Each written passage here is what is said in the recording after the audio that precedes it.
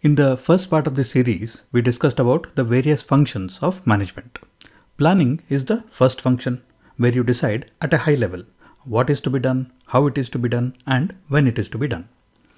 Which means that you will set the goals and decide the strategy for the organization. To implement that plan or implement that strategy, you have to organize the resources that are required.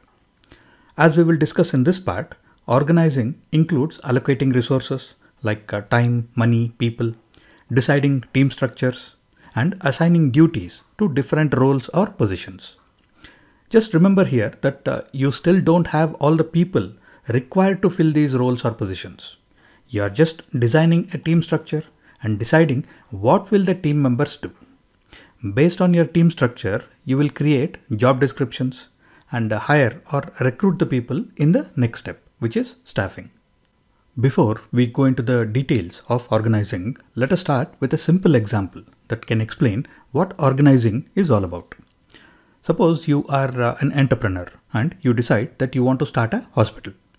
You can create a high-level plan and a strategy on where you want to start the hospital, what kind of hospital will it be, and by when you want to start it.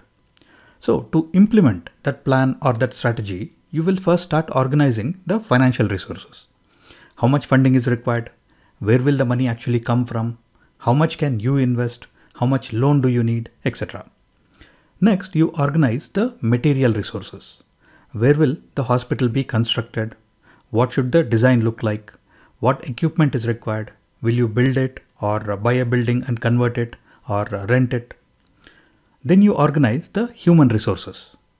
Depending on the financial resources that you can organize and the size of the hospital you want to start, you need to decide how many doctors are required, how many nurses are required, how many helpers, administrative staff, etc.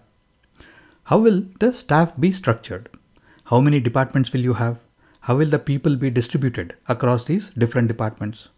So all of this is organizing. After you have organized everything, you will start executing. You will get the financial resources or the money into the accounts. You will start work on the hospital building and equipment, and you will start recruiting people for the teams.